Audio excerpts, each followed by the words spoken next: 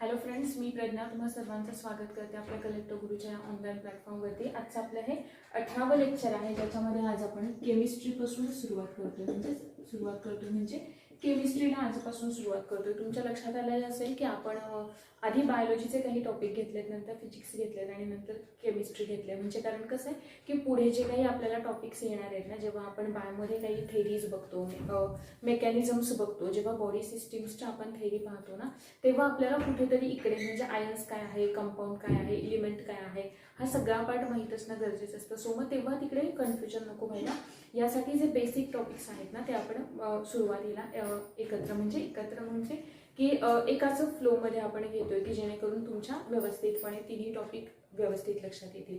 सगळ्यात आधी सांगायचं म्हणजे केमिस्ट्रीमध्ये आपल्याला केमिस्ट्रीवरती प्रश्न जे असतात ना ते साधारणपणे 3 ते 4 प्रश्न असतात. पण या जर का 2 वर्षांमध्ये म्हणजेच सायन्सचे 20-22 प्रश्न तर कन्फर्म असतातच, पण त्यांच्यामध्ये सुद्धा केमिस्ट्रीचे प्रश्न हे आपल्याला 3 ते 4 असे प्रश्न येतात. फार जास्त काही येत नाहीत, पण तरी सुद्धा हे जे प्रश्न येतात ना ते मॅक्झिमम आपल्याला ना 10th लेवलच्या याच्यापर्यंत येतात आणि 11वी-12वीतून एखादा प्रश्न आपल्याला असतो, पण तो सुद्धा काही ठराविक टॉपिक्समधून. ठीक आहे, की जे आपण इकडे कव्हर करून घेणार आहोत, तर तुम्हाला नाही तिथे प्रिपरेशनमध्ये काहीच प्रॉब्लेम येणार. पण जसं की नेहमी सांगत आले, बेसिक पहिलं जे लेक्चर आहे ते व्यवस्थितपणे करायचं, कारण त्याच्याशी रिलेटेड पुढे जो एंटायर पार्ट आपण बघणार असतो त्या सब्जेक्टशी रिलेटेड तो आपल्याला माहीत असणं गरजेचं असतं. जसं की आधी सांगितलंय, बायोलॉजीमध्ये तुम्हाला कोणते टॉपिक प्रिपेअर करायचे आहेत, फिजिक्समध्ये कोणते करायचे आहेत. सिमिलर मी तुम्हाला केमिस्ट्रीचेही सांगून देते, पण त्याच्या आधी नेमकं केमिस्ट्री म्हणजे काय हे आधी समजावून घेऊयात. अगदी आपल्याला माहीत पाहिजे, जेव्हा आपण कोणताही एखादा सब्जेक्ट अभ्यासतोय ना, तर ती गोष्ट बेसिक आहे की आपल्याला नेमकं त्या एक सब्जेक्टचं नेचर काय आहे, स्कोप काय आहे हे माहीत असायला हवं. ठीक आहे, जसं की केमिस्ट्री. मग केमिस्ट्री म्हणजे आपण काय सांगतो, तर जनरली केमिस्ट्रीला आपण डिफाईन करतो, chemistry is study of matter. Study of matter. आता लक्षात घ्या, मॅटर म्हणजे काय, हा इथे पुन्हा पुढचा प्रश्न येतो. मी तुम्हाला आपण जेव्हा फिजिक्सची डेफिनेशन काय आहे किंवा फिजिक्स म्हणजे काय हे सांगताना मी तुम्हाला सांगितलेलं होतं की फिजिक्स आपण कशाला म्हणतो, की सायन्सची अशी ब्रांच की जी कशाचा स्टडी करते, मॅटर आणि एनर्जी या दोघांचा स्टडी करते आणि त्या दोघांमधलं जे इंटरॅक्शन आहे त्यांचा स्टडी करते, ते झालं फिजिक्स. ठीक आहे, आणि आपण जिथे फक्त मॅटरचा स्टडी करतोय, मॅटर म्हणजे लक्षात घ्यायचं इथे मॅटर म्हणजे द्रव्य असा शब्द होतो आणि द्रव हा जो शब्द आहे ना, द्रव, हे द्रव म्हणजे लिक्विड येतं. हे द्रव म्हणजे काय येतं, लिक्विड येतं. आणि दुसरं हे जे द्रायू असतं ना, द्रायू, मराठी मीडियमचे जे आहेत ना त्यांचं थोडं कन्फ्युजन होऊ शकतं, याच्यासाठी मी हा पार्ट सांगून देते इथे.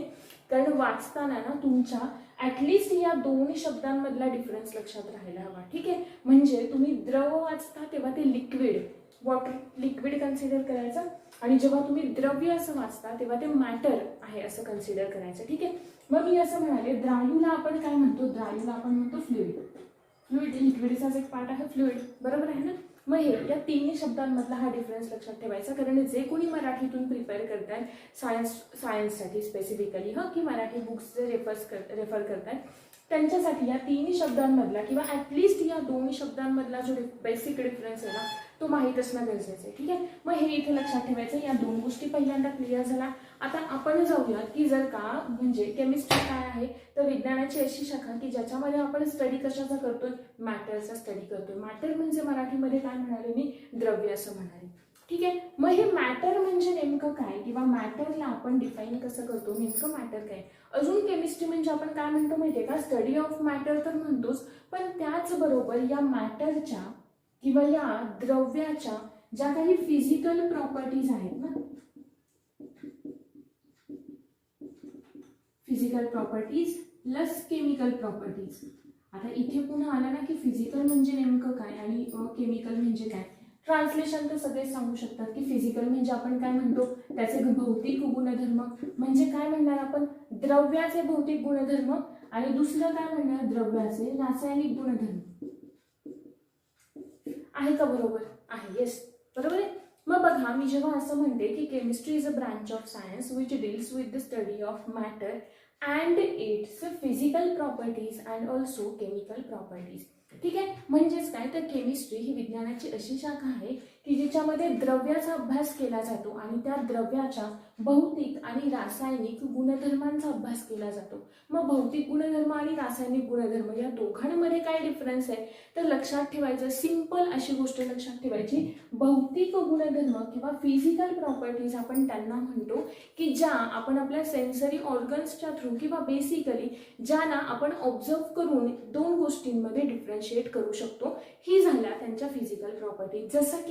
जसं की शेप आहे, साईज आहे, त्यांचं टेक्स्चर आहे म्हणजे आकार, आकारमान, या ज्या गोष्टी आहेत यांच्या साहाय्याने किंवा या मुद्दे जे आहेत ना, हे जे मुद्दे आहेत तर त्यांना आपण काय म्हणूया, फिजिकल प्रॉपर्टीज. आपण सहज पाहून सांगू शकतो ना की माझ्याकडे हे एक पेन आहे आणि जर का मी इथे बॉटलमध्ये एखाद्या बॉटलमध्ये जर का पाणी घेतलं तर त्याच्यामध्ये आपण डिफरन्शिएट करू शकतो ना की त्या पाण्याची असलेली कन्सिस्टन्सी, त्याचा शेप, आणि इकडे जर काही पेन आहे तर या पेनचा असलेला शेप, त्याचं व्हॉल्यूम, आकारमान यांच्यामध्ये आपण इझिली डिफरन्शिएट करू शकतो ना बघून की नाही हे पाणी आहे, हे आहे का, तर आपल्याला त्यांचे काही गुणधर्म माहीत आहेत की पाणी काय असतं किंवा हे पेन काय आहे.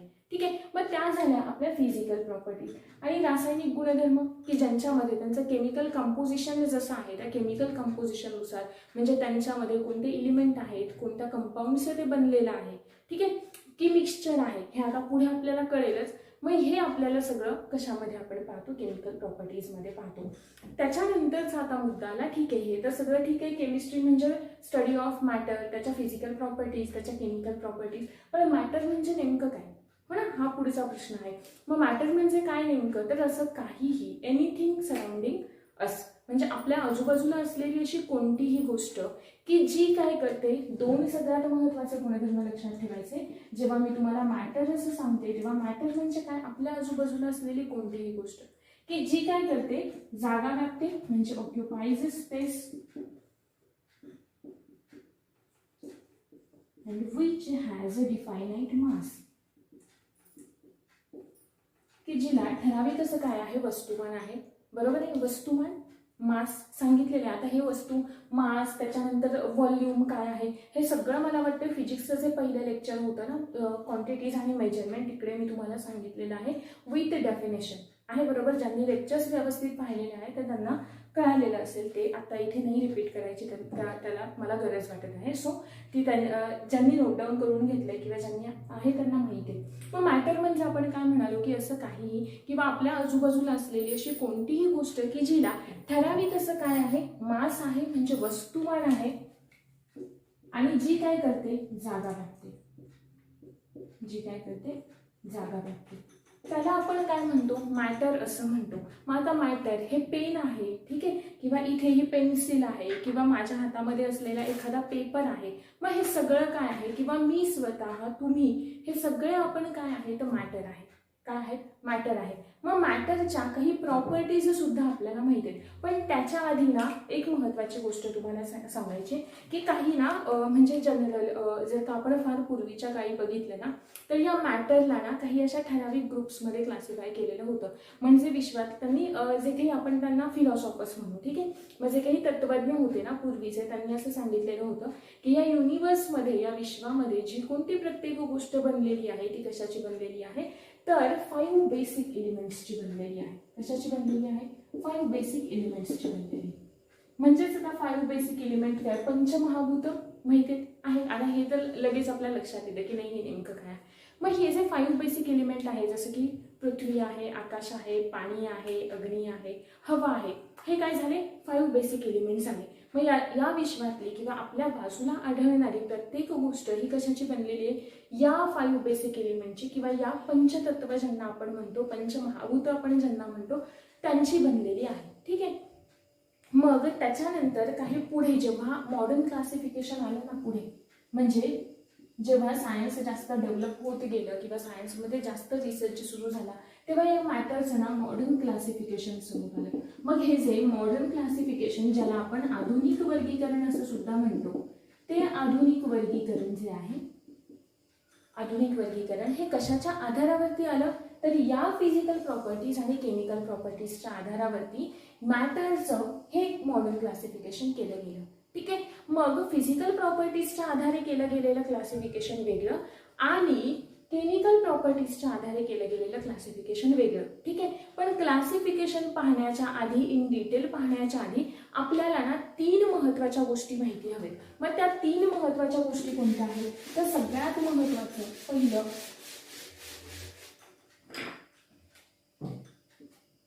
नाही का, आपण काय म्हणतो मॅटरच्या काही प्रॉपर्टीज म्हणूयात किंवा कॅरेक्टरिस्टिक्स म्हणूयात. मॅटरचे काही कॅरेक्टरिस्टिक्स म्हणजेच मॅटरचे काही गुणधर्म. सगळ्यात बेसिक गुणधर्म काय आहे बघा, की मॅटर हा काही कशाचा बनलेला आहे, तर तो अतिशय स्मॉल पार्टिकल्सचा बनलेला आहे. कशाचा बनलेला आहे? स्मॉल पार्टिकल्सचा बनलेला आहे. मी एक्झाम्पल देते तुम्हाला की माझ्या हातात हे जे पेन आहे ते पेन कशाचं बनलेलं आहे? अनेक स्मॉलेस्ट पार्टिकल्स एकत्र येऊन बनलेलं आहे. म्हणजे हे सुद्धा एक मॅटरच आहे, पण बनलेलं कशाचं आहे? अगदी लहान लहान अशा पार्टिकल्सचं बनलेलं आहे. दुसरा महत्त्वाचा गुणधर्म की they have spaces between them. The particles of matter have spaces between them. म्हणजेच मला काय म्हणायचंय की या मॅटरचे जे काही पार्टिकल्स आहेत, म्हणजे फॉर एक्झाम्पल XYZ आपण मॅटर घेऊया, वॉटर घेतलं मी, ठीक आहे. वॉटर हे सुद्धा काय मॅटरच आहे ना, कारण आपण 5 बेसिक एलिमेंट मध्येच मॅटर म्हणालो होतो, ठीक आहे ना. मग ते सुद्धा कशाचं बनलेलं आहे? स्मॉलेस्ट पार्टिकल्सचं बनलेलं आहे. आता स्मॉलेस्ट पार्टिकल ऑब्व्हियसली कशाचे असणार आहे? हायड्रोजन आहे, ऑक्सिजन आहे बरोबर. इन डिटेल आपण ते पुढे अभ्यासणार, पण इथे बेसिक, अगदी बेसिक गोष्टी लक्षात घ्या. पुढे आपण जास्त डिफिकल्ट कडे जाणारच आहोत. मी हे म्हणाले हे काय आहे? वॉटर आहे, ठीक आहे. हे आहे वॉटर, ठीक आहे. मग या वॉटर हे कशाचं बनलेलं आहे? स्मॉलेस्ट पार्टिकल्सचं बनलेलं आहे. म्हणजे हे पार्टिकल्स आहेत तिकडे, ओके. म्हणजे हे कशाचे झाले? लिक्विडचे पार्टिकल झाले, वॉटरचे पार्टिकल झाले. मी काय म्हणाले की they have spaces between them. The particles of matter have spaces between them. म्हणजे त्यांच्याकडे काय आहे? त्यांच्या पार्टिकल्समध्ये काय आहे? स्पेस आहे बरोबर. बेस्ट एक्झाम्पल कोणतं माहितीये का? बघा, जर का उदाहरणच केमिस्ट्री जर का आपण शिकतोय ना, तर केमिस्ट्री शिकताना ना नेहमी जसं की आपण म्हणतोय की मॅटरचा स्टडी आहे बरोबर आहे. मॅटर म्हणजे काय? आपल्या आजूबाजूला असलेलं असं काही. मग प्रत्येक गोष्ट नाही ह्या त्या आपल्या आजूबाजूला असलेल्या गोष्टींशी लिंक करून किंवा त्याच्याशी कनेक्ट करून लक्षात ठेवण्याचा प्रयत्न करायचा. फार जास्त इझी जातं केमिस्ट्री लक्षात ठेवायला. आणि आपल्याला जेवढं वाटतं ना की सोपं आहे केमिस्ट्री, तेवढं सोपं ते खरंच नाहीये. कारण आपल्याला वाटतं की नाही स्टेट्स ऑफ मॅटर इझी आहे काही आहे, पण आपल्याला इंटरमोलिक्युलर फोर्सेस विचारलेले आहेत, इंटरमोलिक्युलर फोर्सेसच्या प्रॉपर्टीज विचारलेल्या आहेत. मग हा पार्ट आपल्याकडून अभ्यासलाच जात नाही. आणि तो कशामध्ये येतो? स्टेट्स ऑफ मॅटरमध्येच येतो. कारण स्टेट्स ऑफ मॅटरचा बेसिक आधारच आहे इंटरमोलिक्युलर फोर्सेस, ठीक आहे. तिथूनच तर आपण पुढे जातो. पण हे आपल्याकडून वाचलंच जात नाही. स्टेट्स ऑफ मॅटर झालं solid, liquid, gas, that is. आणि अजून पुढेच जास्त गेलं तर काय? प्लाझ्मा आणि बोस-आइन्स्टाईन कंडेन्सेट, ठीक आहे. त्याच्या पलीकडे आपण जाण्याचाही प्रयत्न करत नाही. त्याच्यामुळे हे तेवढेही सोपं नाहीये की जेवढं आपल्याला वाटतं. सो जेव्हा तुम्ही प्रॉपर लेक्चर्स कराल ना केमिस्ट्रीचे, त्याच्यानंतरच तुम्हाला ते वाचलेलं कळेल. ज्यांचं फार जास्त केमिस्ट्रीमधून वगैरे झालेलं आहे ग्रॅज्युएशन, ठीक आहे, BSc वगैरे, त्यांना हे सोपं वाटतं. पण इतर काही असे असतात की ज्यांचा नसतो फारसा संबंध, की ज्यांना हे आपल्याला अशाच पद्धतीने समजून घ्यावं लागेल, ठीक आहे. सांगायचा मुद्दा असा होता की जे काही मॅटर्सचे पार्टिकल्स आहेत तर त्यांच्यामध्ये काय आहे? स्पेस आहे. बेस्ट एक्झाम्पल कोणतं? की तुम्ही पाणी घ्या, पाण्यामध्ये साखर टाका किंवा मीठ टाका, ते विरघळवा. काय होतं? साखरेचे पार्टिकल, साखर काय? सॉलिड आहे. पाण्यात टाकल्यावर काय होईल? डिझॉल्व्ह होते, विरघळते आहे बरोबर. मग विरघळते म्हणजे ती जाते कुठे? तर हे जे स्पेसेस आहेत मध्ये ना, या स्पेसेसमध्ये कुठेतरी आपली जागा शोधून घेते आणि तिकडे जाऊन काय होते? फिट होऊन जाते, ऍडजस्ट होऊन जाते. That is particles of matter have spaces between them. झालं ना प्रूफ, ठीक आहे. नंतर अजून काय आहे? जर का आपण स्पेसिफिकली गॅसेसचा विचार केला तर पार्टिकल्स ऑफ मॅटर जे आहेत, म्हणजे एखाद्या मॅटरचे, एखाद्या द्रव्याचे जे पार्टिकल्स आहेत त्यांच्याकडे इंटरमिक्स होण्याची प्रॉपर्टी असते. त्यांच्याकडे इंटरमिक्स होण्याची प्रॉपर्टी होते. पुन्हा एक्झाम्पल गरजेचंच आहे, कारण आपण इथे ना एक्झाम्पल शिवाय किंवा एखाद्या स्टोरी शिवाय लक्षातच नाही ठेवू शकत केमिस्ट्री. इंटरमिक्स होण्याची प्रॉपर्टी, आता मी जर का इथे एखादी अगरबत्ती लावली तर त्याचा वास घरभर जाईल, अर्थात आहे का? कारण इकडे पार्टिकल्स कोणते आहेत? आत्ता माझ्या आजूबाजूला एअरचे पार्टिकल आहेत. किंवा तुमच्या घरामध्ये अगरबत्ती लावल्यात, तिचा वास तुमच्यापर्यंत तर पोहोचतो का?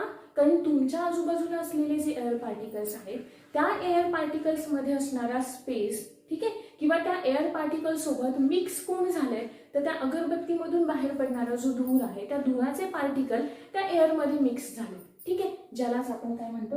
इंटरमिक्स होण्याची प्रॉपर्टी असते कोणाकडे, मॅटरच्या पार्टिकल्सकडे. आता त्याच्यानंतरचा महत्त्वाचा मुद्दा अजून कोणता, की हे जे मॅटरचे पार्टिकल्स असतात ते कसे असतात, कंटिन्युअसली मुव्हिंग असतात. म्हणजे त्यांच्यामध्ये ना कंटिन्युअसली मुव्हिंग. आता बघा हा बेसिक कंटिन्युअसली मुव्हिंग शब्दाचा अर्थ जर समजून घेतला ना तर काय होतं की ते सतत काय करत असतात, मूव्ह होत असतात, हालचाल करत असतात.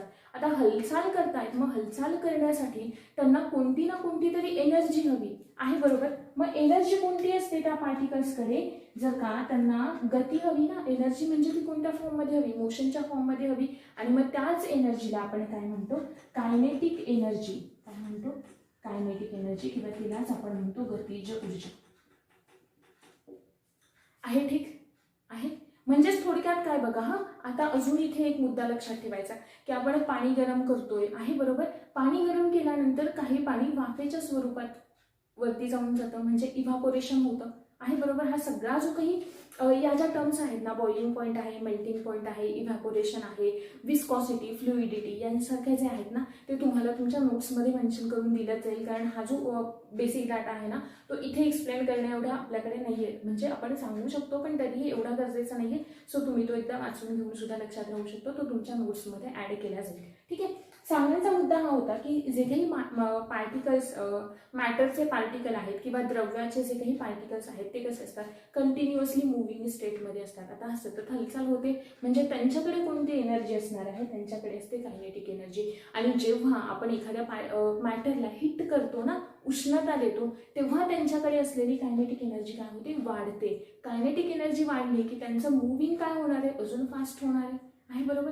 म्हणून ते आपल्याला पाणी नाही का बॉईल होतं, मग आपल्याला वरचं पाणी खालून वरती अशा पद्धतीने ते तापत जातं. हे त्याचं कारण आहे, कारण तिकडे काय असते, कायनेटिक एनर्जी असते. त्याच्यानंतर अजून महत्त्वाचा मुद्दा कोणता, particles of matter attract each other. Attracts each other म्हणजेच काय, तर ते एकमेकांना अट्रॅक्ट करतात एकमेकांकडे. आपल्याला हा तर बेसिक लॉ माहिती आहे की विश्वातली कोणतीही गोष्ट असू द्यात त्यांच्यामध्ये काय असतं, आकर्षण बल कार्यरत असतं. सिमिलर आहे की हा जो पार्टिकल मॅटर आहे पेन आहे, बरोबर आहे. मग याच्यामध्ये असणारे जे पार्टिकल्स आहेत त्या पार्टिकल्समध्ये सुद्धा फोर्स ऑफ अट्रॅक्शन असणार आहे. म्हणून तर ते एकमेकांशी बांधले गेलेत आणि त्यांचा हा मॅटर तयार झालेला आहे. सिंपल आहे गोष्ट की ते काय करतात, एकमेकांना अट्रॅक्ट करतात. आता त्याच्यानंतरचा पुढचा मुद्दा येतो आपल्या कोणता, स्टेट्स ऑफ मॅटरवाला. पण स्टेट्स ऑफ मॅटरच्या आधी आपल्याला काय समजून घ्यायचं माहिती का, दोन अजून बेसिक कन्सेप्ट समजून घ्यायचे की ज्या आहेत फार महत्त्वाच्या. कोणत्या, सगळ्यात पहिली आहे ती म्हणजे इंटरमोलिक्युलर फोर्सेस.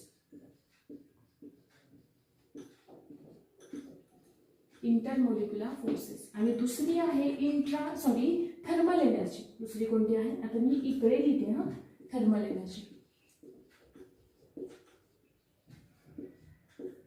थर्मल एनर्जी आहे, इंट्रामोलिक्युलर फोर्सेस आहे. सगळ्यात बेसिक गोष्ट. मी लास्टचा पॉईंट काय म्हणाले की particles of matter attracts each other. म्हणजे ते काय करतात, या पेनमध्ये जे पार्टिकल आहेत ते एकमेकांना काय करणार आहेत, एकमेकांकडे अट्रॅक्ट होणार आहेत, आहे, बरोबर. मग अट्रॅक्ट होत आहेत म्हणजे त्यांच्याकडे कोणता ना कोणता तरी फोर्स कार्यरत असतो, आहे ना, कोणतं तरी बल कार्यरत आहे. म्हणून ते एकमेकांशी काय केलेत, जिथे कोणतं रिलेशन येतं ना तिथे काय येतं, कोणता ना कोणता तरी फोर्स तिथे असतो, म्हणून कार्यरत असतो. म्हणून आपण काय म्हणतो, आणि त्याच फोर्सला आपण काय म्हणतो, इंटरमोलिक्युलर फोर्सेस. आणि दुसऱ्या प्रकारचे फोर्सेस असतात ते म्हणजे इंट्रामोलिक्युलर फोर्सेस. इंटरमोलिक्युलर आणि इंट्रामोलिक्युलर दोघांमधला फरक काय, सिंपल जर का विचार केला तर बघा, पुन्हा एकदा एक एक्झाम्पल. इंटरमोलिक्युलर आणि इंट्रामोलिक्युलर, मी असं म्हणाले की आपली जेवढे काही तुम्ही पाहताय आपले व्हिडिओज, ठीक आहे, त्यांच्यामध्ये जर का आपण गर्ल्सचा एक ग्रुप केला आणि बॉईजचा एक ग्रुप केला, ठीक आहे, आणि आपण फॉर एक्झाम्पल ए हा ग्रुप आहे आणि बी हा ग्रुप आहे, असं आपण त्यांना नाव देऊयात ए आणि बी, ठीक आहे. मग या ए आणि बी मध्ये आपल्याला कॉम्पिटिशन करायची आहे. मग या दोघांमध्ये असलेली, दोन ग्रुप्समध्ये असलेलं कॉम्पिटिशन, दोन वेगवेगळे ग्रुप्स आहेत ना, मग या दोन वेगवेगळ्या ग्रुप्समध्ये असलेलं जे कॉम्पिटिशन आहे त्याला आपण काय म्हणू, इंटर ग्रुप कॉम्पिटिशन. इथपर्यंत क्लिअर, इंटर ग्रुप कॉम्पिटिशन. पण समजा जो ए हा ग्रुप आहे किंवा जो फक्त गर्ल्सचा ग्रुप आहे आणि त्याच ग्रुपमध्ये जर का आपण कॉम्पिटिशन केली तर आपण त्याला काय म्हणणार, intra group competition. Clear?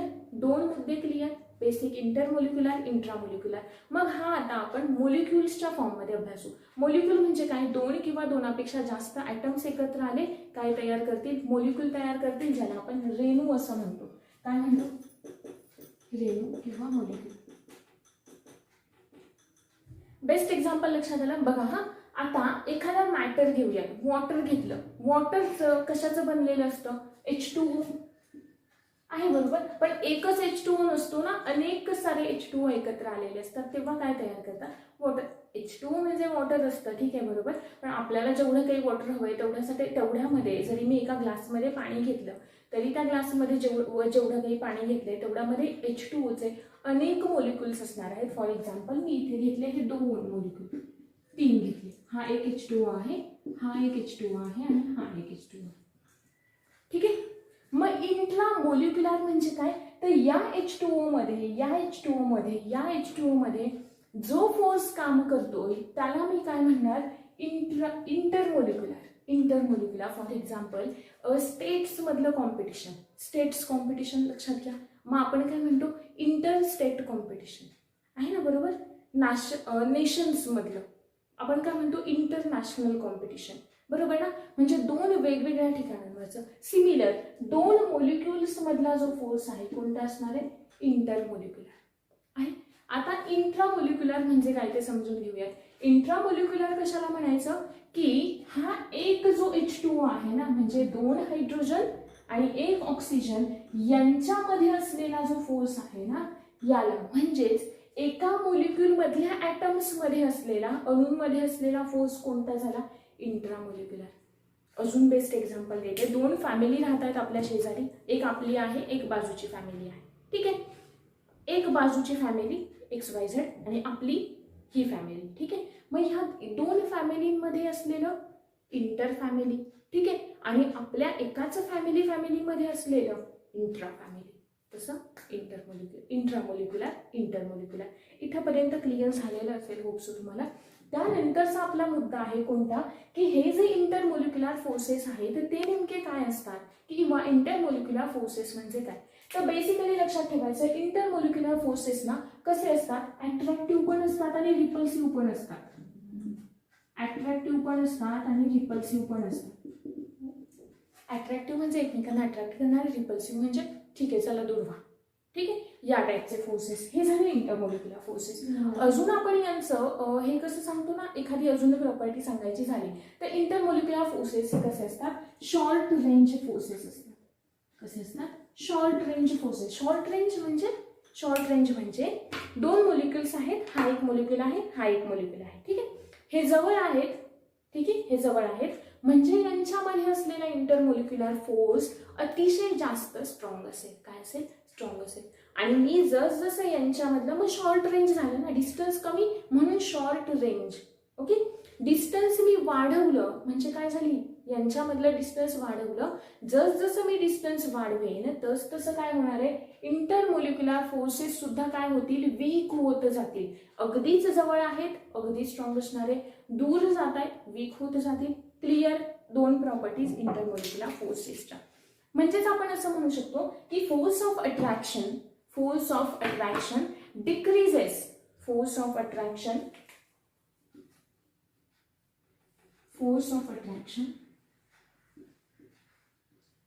decreases with increasing distance between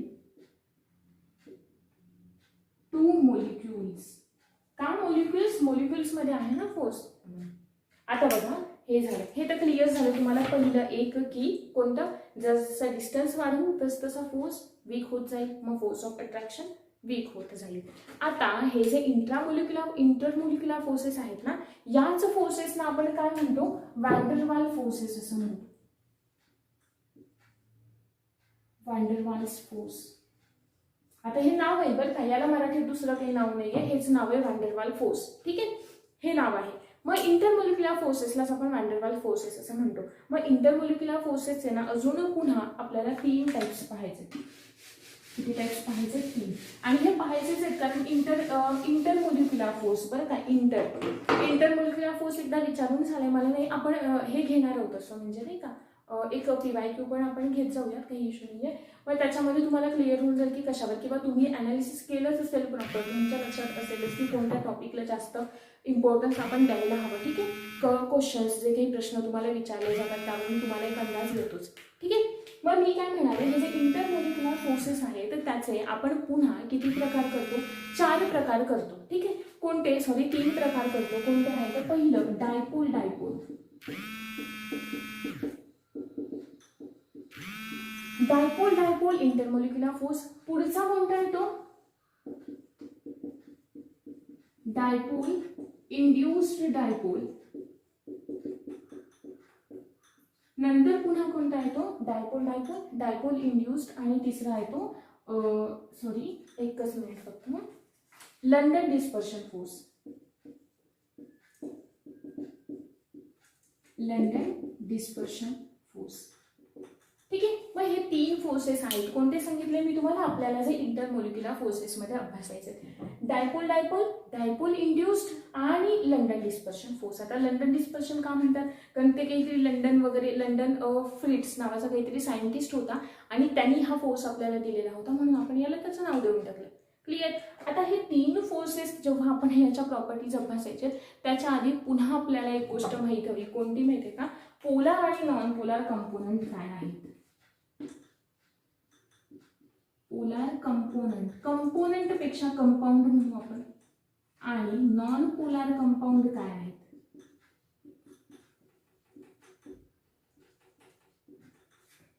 polar compound काय आहेत आणि नॉन पोलार कंपाऊंड काय आहेत? प्रश्न विचारलेला आहे, राज्यसभेला प्रश्न विचारलेला होता.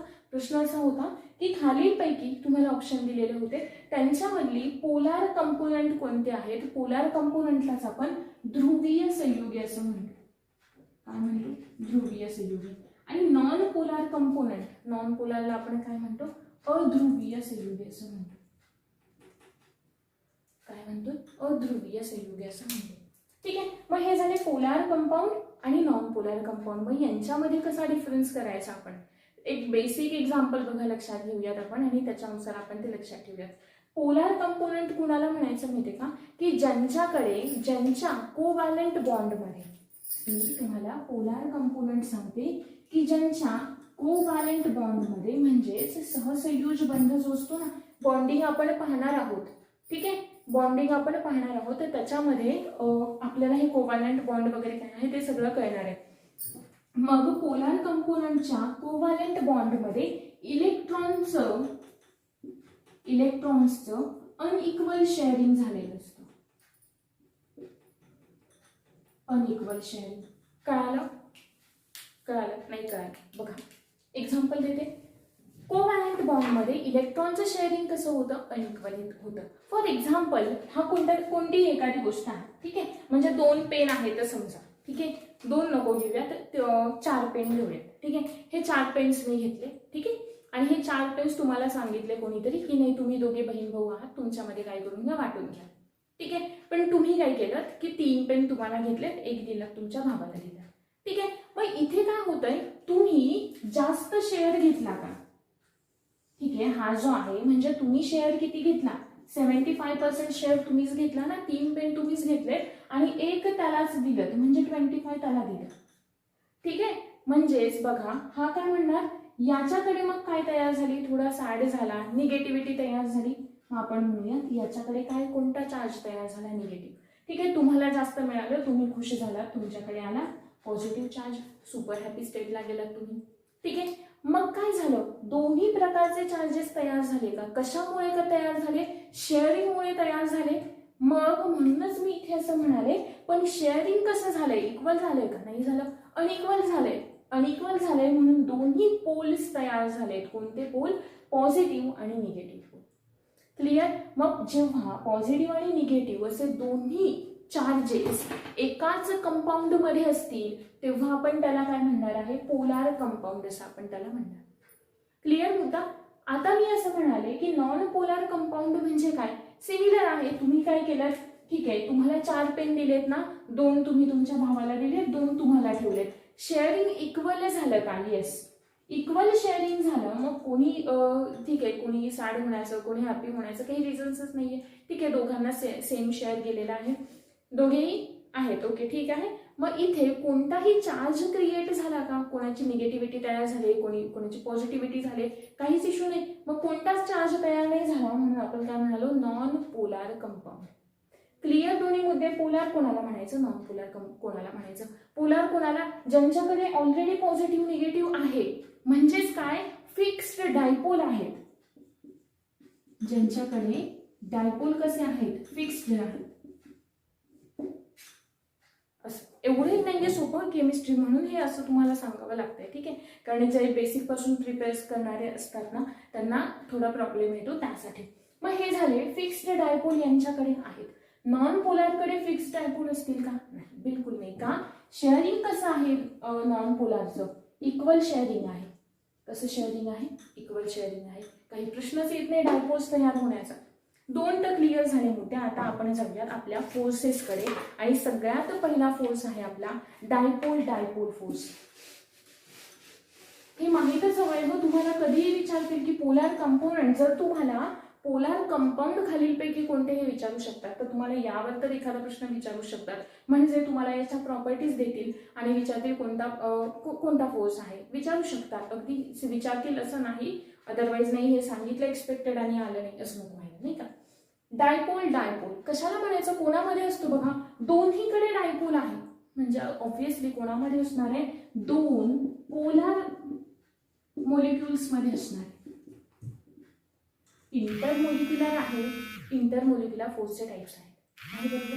मग इंटरमोलिक्युलर फोर्सेसमध्ये दोन मॉलिक्युल असणार आहे, हे तर कन्फर्म आहे, बरोबर?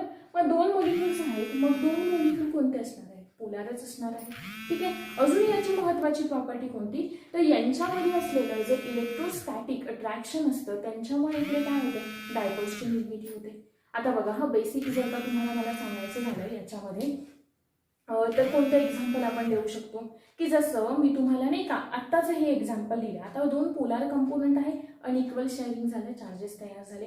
आता अजून एक मुद्दा बघा, हा इथे जर एक्झाम्पल मी दिलं ना, तर तुम्हाला दिलं हायड्रोजन फ्लोराईड मॉलिक्युलचा. आपल्याला 11वीच्या बुकमध्ये हे सगळा डाटा दिलेला आहे. कन्फर्म तुम्ही तर वाचणार नाहीये 11वीचं केमिस्ट्री, ठीक आहे? त्याच्यामुळे इथे लक्षात आहे, जेवढं सांगते तेवढं तरी ऍटलिस्ट तुमच्या लक्षात राहील. ठीक आहे. आता मी असं म्हणाले, हे कोणतं आहे? HF आहे. हे पण काय आहे? HF आहे, बरोबर आहे? मग आता बघा, हायड्रोजनवरती कोणता चार्ज असणार आहे? हायड्रोजनवरती असेल निगेटिव्ह चार्ज. इकडे कोणता असतो? पॉझिटिव्ह. इकडे हायड्रोजनवरती कोणता असेल? निगेटिव्ह. इकडे कोणता असेल? पॉझिटिव्ह आहे, बरोबर? मग आता बघा, हा या दोघांमध्ये तर ऑलरेडी आहेच. या दोघांमध्ये तर ऑलरेडी आहे, या दोघांमध्ये सुद्धा ऑलरेडी आहे. पण मला सांगा, कुठेतरी जेव्हा हे दोघे एकमेकांच्या जवळ येतील, ठीक आहे, हा एक वेगळा मॉलिक्यूल आहे, हा एक वेगळा मॉलिक्यूल आहे, ठीक आहे, मग हे झालं दोन मॉलिक्युल्सच्या आतमध्ये असलेलं. पण आता इकडे F वरती पॉझिटिव्ह आहे, H वरती निगेटिव्ह आहे, म्हणजे हे दोघे सुद्धा एकमेकांकडे अट्रॅक्ट होतील का? येस, होतील. आणि मग अशाच पद्धतीने काय तयार होतात? आपले हे डायपोल जे काही फोर्स असतो, इंटरॅक्शन असतं, ते काय होतं? तयार होतं. ठीक आहे. त्याच्यानंतर पुढे कोणतं तयार होतं? फॉर एक्झाम्पल, दुसरं एक्झाम्पल दिलं तर HCl, पुन्हा HCl, H वर positive, Cl minus, H plus, Cl minus, minus plus, पुढे यांच्यामध्ये पण अट्रॅक्शन, यांच्यामध्ये पण अट्रॅक्शन आणि यांच्यामध्ये पण अट्रॅक्शन. हे आपण कोणतं पाहत होतो? डायपोलचं पाहत होतो, बरोबर आहे ना? मग इथे झालं, हे कळालं का? डायपोल म्हणजे आता हे तर यांच्यामध्ये तर आहे, पण यांच्यामध्ये काय होतं? एक नाही का काय म्हणतात त्याला? इलेक्ट्रोस्टॅटिक इंटरॅक्शन म्हणजे लक्षात आलं का? इथे पॉझिटिव्ह, इथे निगेटिव्ह, म्हणजे पुन्हा यांच्यामध्ये कोणतं ना कोणतं तरी एक रिलेशन तयार होणार आहे, इंटरॅक्शन तयार होणार आहे. आणि मग या इंटरॅक्शनमुळे तयार झालेला जो फोर्स असतो, जो फोर्स ऑफ अट्रॅक्शन असतो, त्यालाच आपण काय म्हणतो? डायपोल असं म्हणतो. कळालंय का? डायपोल कोणामध्ये असतो? डायपोल दोन्हीकडे डायपोल आहेत, म्हणजे फिक्स्ड डायपोल यांच्याकडे ऑलरेडी आहेत. फिक्स्ड डायपोल म्हणजे काय? पॉझिटिव्ह आणि निगेटिव्ह चार्जेस ऑलरेडी यांच्याकडे आहेत. ठीक आहे. मग या पॉझिटिव्ह आणि निगेटिव्ह चार्जेसच्या मुळे काय होतं? दोन बाजूच्या मॉलिक्युलमध्ये, हा A आहे, हा B आहे, ठीक आहे, याच्याकडे थोडा पॉझिटिव्ह, थोडा निगेटिव्ह, ठीक आहे, काय होणार? अट्रॅक्ट होणार, तयार झाले. कोणता फोर्स तयार झाला? डायपोल तयार झाला. हे कसे असतात, शॉर्ट रेंज असतात. शॉर्ट रेंज म्हणजे सांगितलं तुम्हाला मी, शॉर्ट रेंज असतात, वीक असतात फोर्सेस. ठीक आहे, शॉर्ट रेंज म्हणजे जेवढे जवळ आहे तेवढा फोर्स ऑफ इंटरमोलिक्युलर फोर्स जास्त, दूर जातील इंटरमोलिक्युलर फोर्स काय होईल, वाढेल, कमी होईल, वीक होईल.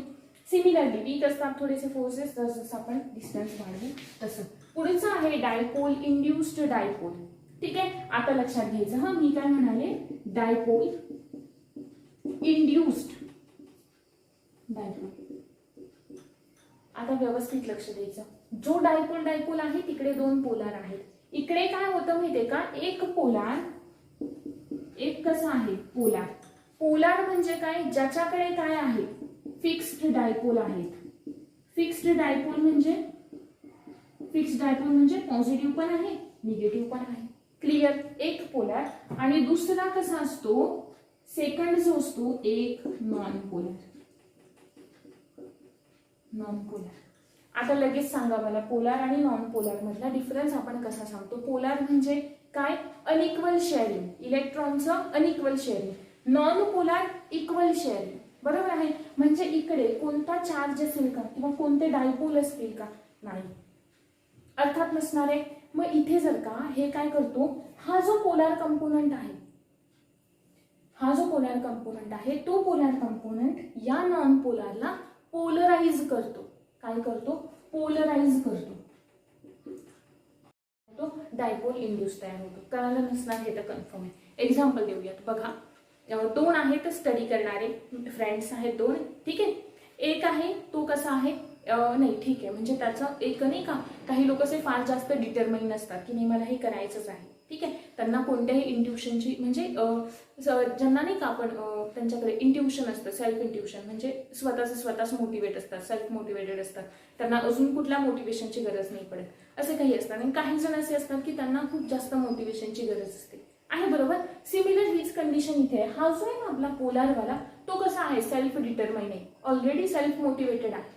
ठीक आहे, आणि हा जो आहे ना तो असा आपला आरामशीर कार्य करता आहे, काही त्याला काही कसली गरज वाटत नाही. ठीक आहे. पण काय होतं, हा अभ्यास करणारा आहे.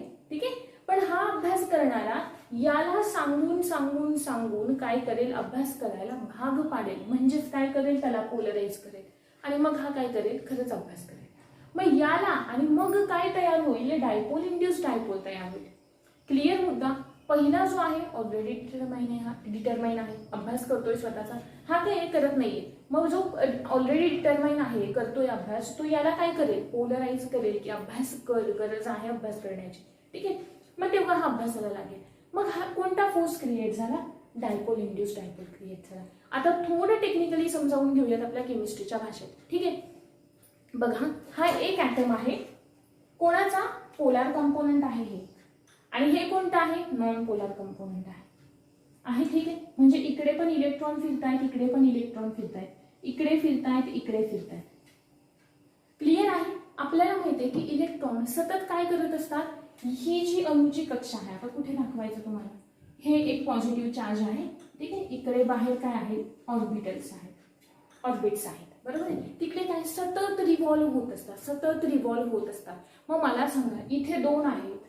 ठीक आहे, आणि इकडे बाहेर समजा जेवढे काही आहेत 8 असतात नाही का. ठीक आहे, एवढे आहेत.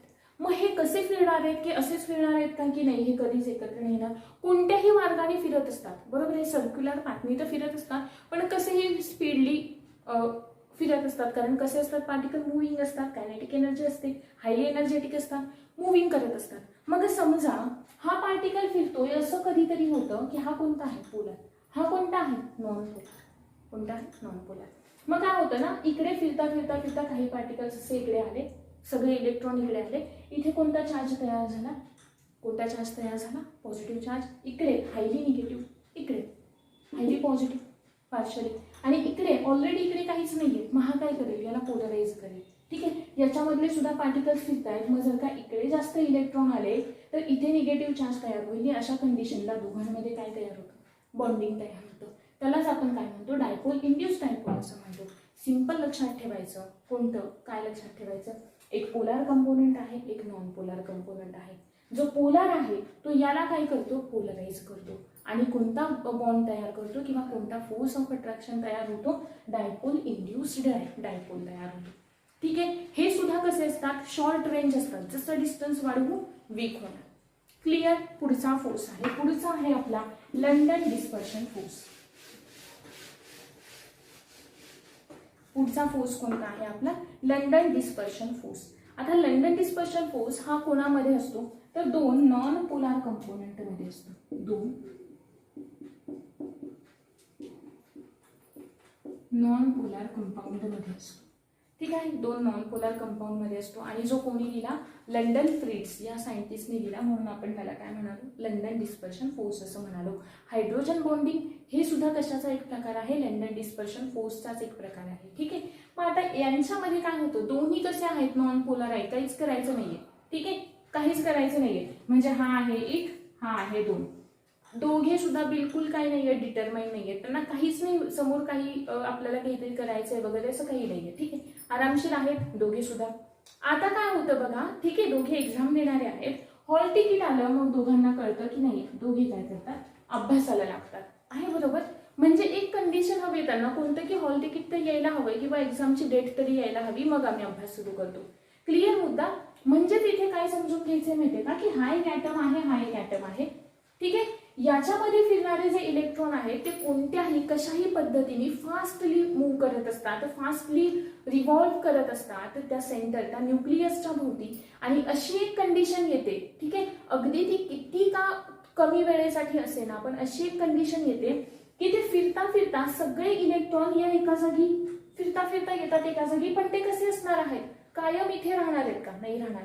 म्हणजे कधी ना लगेच मूव्ह होऊन इकडे येणार आहेत. मग समजा जर का सगळे इकडे एकत्र आले फिरता फिरता चुकून कोइन्सिडेंटली एक इकडे या बाजूला एकत्र आले, तर इथे हायली निगेटिव्ह चार्ज तयार होईल. आहे बरोबर. सॉरी, पार्शियली निगेटिव्ह चार्ज तयार होईल. आणि इकडे कोणता तयार होईल, पार्शियली पॉझिटिव्ह चार्ज तयार होईल.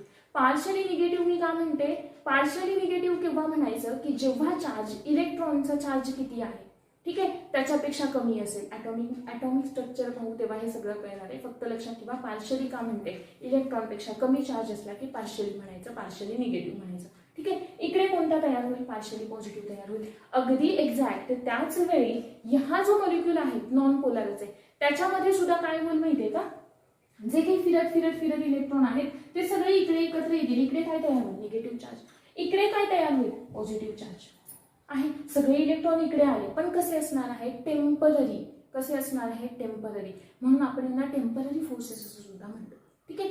मग या दोघांमध्ये पॉझिटिव्ह निगेटिव्ह मध्ये अट्रॅक्शन होईल आणि पुन्हा काय होईल, दोघांचं बॉन्डिंग होईल. आणि फोर्स कोणता, लंडन डिस्पर्शन फोर्स. ठीक आहे. आणि या फोर्सेसना आपण काय म्हणतो, वॅन डर वाल्स फोर्सेस असं म्हणतो. यांनाच आपण वॅन डर वाल फोर्सेस असं म्हणतो.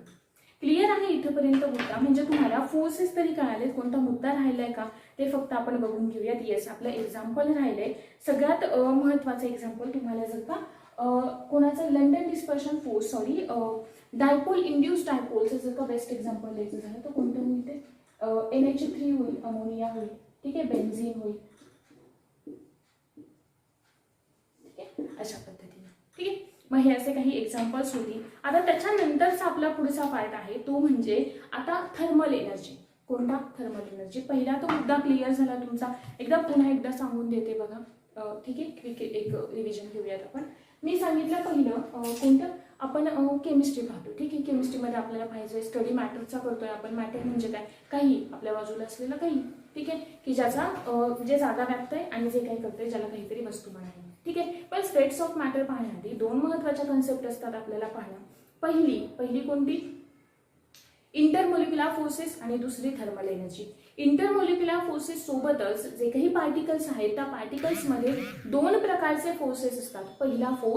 पहिला फोर्स इंटरमोलिक्युलर, दुसरा इंट्रामोलिक्युलर. इंटरमोलिक्युलर दोघांमध्ये असलेला. ठीक आहे. म्हणजे दोन ग्रुप्स आहेत, त्या दोन ग्रुप्समध्ये असलेला इंटरमोलिक्युलर आणि एकाच ग्रुप मधल्या सदस्यांमध्ये असलेला इंट्रामोलिक्युलर.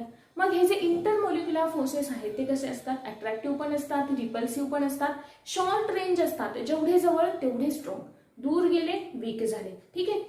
इंटरमोलिक्युलर फोर्सेसलाच आपण वॅन्डरवाल फोर्सेस असं म्हणतो आणि यांचे आपण 3 प्रकार करतो. ठीक आहे, म्हणजे हायड्रोजन बॉन्डिंग पण याच्यामध्ये येतं आणि आयन डायपोल पण येतं. मग आयन डायपोल हे जे फोर्सेस असतात ना ते आपल्याला कुठे आयन्स कुठे तयार होतात, ॲक्वियस सोल्युशन, म्हणजे तुम्ही पाण्यामध्ये सोडियम क्लोराईड टाका, आयन्स तयार होतात ना पॉझिटिव्ह निगेटिव्ह वाले, मग ते त्यांच्यामध्ये कोणता असेल फोर्स, आयन डायपोल असेल. क्लिअर. मग हे फोर्सेस आहेत कोणते कोणते, dipole ion dipole aqueous solution मध्ये असलेला, म्हणजे पाण्यामध्ये क्षार टाकले की ॲक्वियस सोल्युशन तयार झालं, तिकडे पॉझिटिव्ह निगेटिव्ह तयार होतात, Na+Cl- तयार होतात ना, दॅट्स तेच ते. लंडन डिस्पर्शन फोर्स, डायपोल कोणामध्ये असतो, दोन्ही पोलार.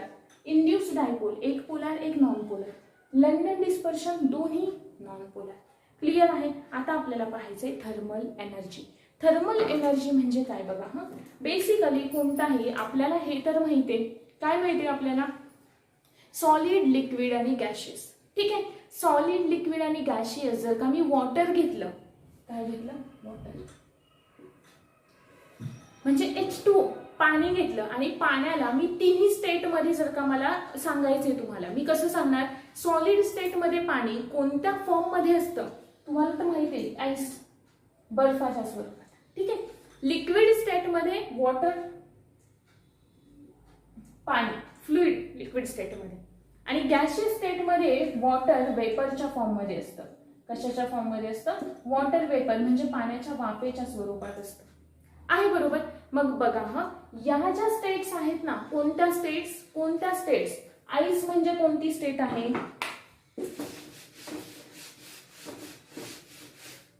आईस म्हणजे कोणती स्टेट आहे, सॉलिड.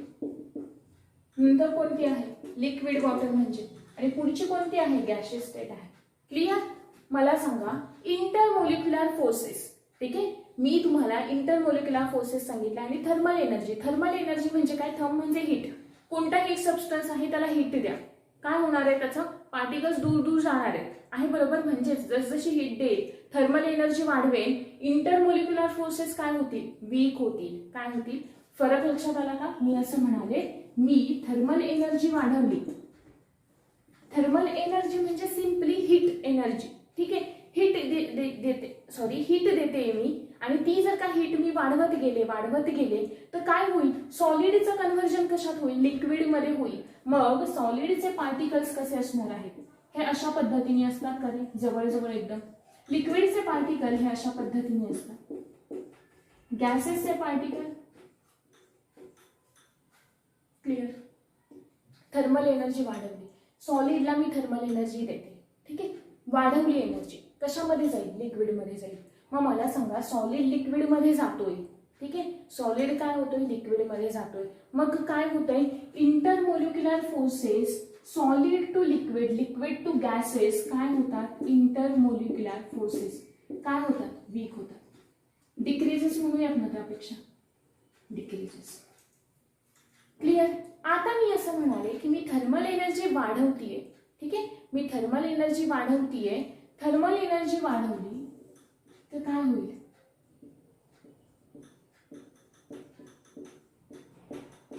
इन्क्रीजेस. लक्षात आला मुद्दा. मी इंटरमोलिक्युलर फोर्सेस कमी होत आहेत, कसं, solid to liquid, liquid to gases. ठीक आहे, आणि थर्मल एनर्जी वाढते कशी, solid to liquid, liquid to gases. Clear आहे मुद्दा. मग याच आधारावरती आपण फिजिकल क्लासिफिकेशन पाहतो मॅटरचं. कशाचं, मॅटरचं फिजिकल क्लासिफिकेशन पाहतो, आणि ज्याला आपण या 3 बेसिक स्टेट्स मध्ये आपण काय करतो, क्लासिफाय करतो. आणि इतर ज्या दुसऱ्या स्टेट्स आहेत त्यातली एक आहे प्लाझ्मा, आणि दुसरी आहे बोस-आइन्स्टाईन कंडेन्सेट. आहे क्लिअर. इथंपर्यंत क्लिअर झालं. मी असं म्हणाले की इंटरमोलिक्युलर फोर्सेस, थर्मल एनर्जी, आणि त्याचबरोबर अजून कोणते मुद्दे असतील आपण ज्या ऑब्झर्वेबल प्रॉपर्टीज पाहिलेल्या होत्या, कोणत्या ऑब्झर्व करू शकतो अशा, त्यांचा शेप आहे. ओके, अजून काय आहे, व्हॉल्यूम आहे, आकारमान आहे, आकार आहे, टेक्स्चर आहे. या ज्या प्रॉपर्टीज आहेत तर त्यांच्या आधारावरती, म्हणजे याला आपण काय म्हणतो, फिजिकल प्रॉपर्टीज म्हणतो. यांच्या आधारावरती आपण मॅटरचं फिजिकल क्लासिफिकेशन करतो, किंवा मॅटरला भौतिक काय म्हणतात त्यांच्या भौतिक गुणधर्मावर आधारित आपण त्यांना काय करतो, वेगळं करतो. महत्वाचं फिजिकल क्लासिफिकेशन. कोणत्या स्टेट्स झाल्या? Solid, liquid, gases. या ज्या 3 स्टेट्स आहेत, या 3 स्टेट आपल्याला सामान्य तापमानाला आढळतात.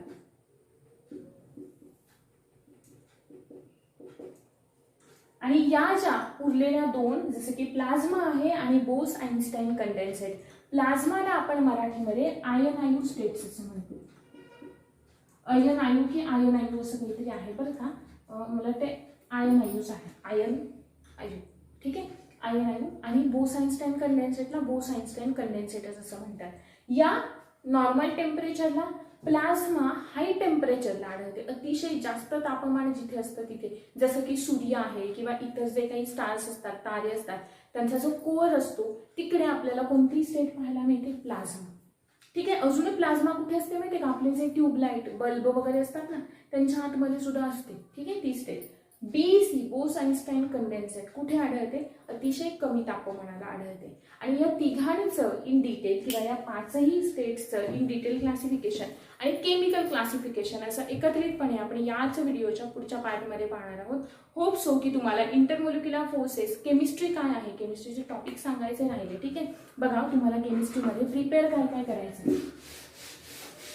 म्हणजे मेजॉरिटी, कारण मी प्रत्येक टॉपिकला तुम्हाला सुरुवातीला सांगत गेले आहे की तुम्हाला कोणता पार्ट कुठून प्रिपेअर करायचा आहे हे. ठीक आहे, केमिस्ट्रीमध्ये सगळ्यात महत्त्वाचं पहिलं स्टेट्स ऑफ मॅटर माहीत असणं गरजेचं आहे, कंपल्सरी करायचं आहे. का?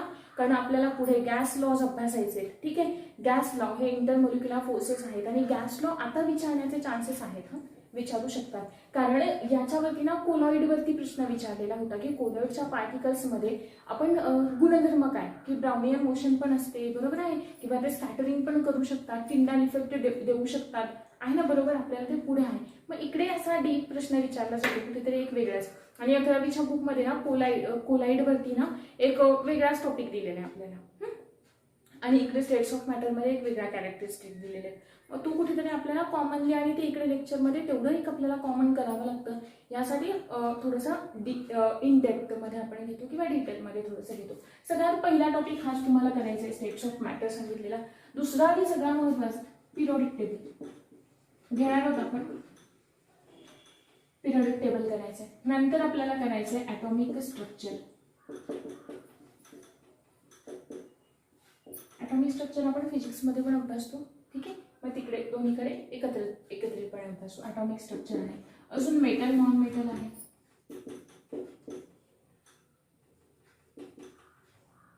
नंतर केमिकल रिॲक्शन, खूप महत्त्वाचा पार्ट आहे केमिकल रिॲक्शन.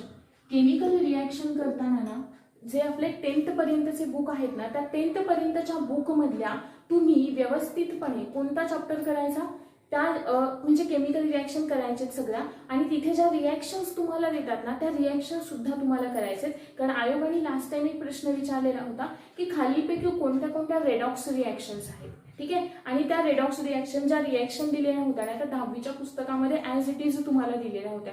म्हणजे त्यातला एखादा ऑप्शन तुम्हाला जर का C हा माहिती असता किंवा D हा माहिती असता ना, तर कन्फर्म ते तुम्हाला उत्तर आलेलं असतं की जे जशाच तसं आपल्याला या टॉपिकमधून 10वीच्या बुकमधून आणि 11वीच्या बुकमध्ये सुद्धा सिमिलर तीच एक रिॲक्शन दिलेली होती. त्यावरून आपल्याला ते उत्तर काढता येतं. सो तुम्हाला हा केमिकल रिॲक्शन हा सुद्धा टॉपिक करायचा आहे. त्यानंतर राहिला कार्बन कंपाऊंड, सगळ्यात महत्त्वाचा टॉपिक कार्बन कंपाऊंड. एक तर प्रश्न कन्फर्मच असतो.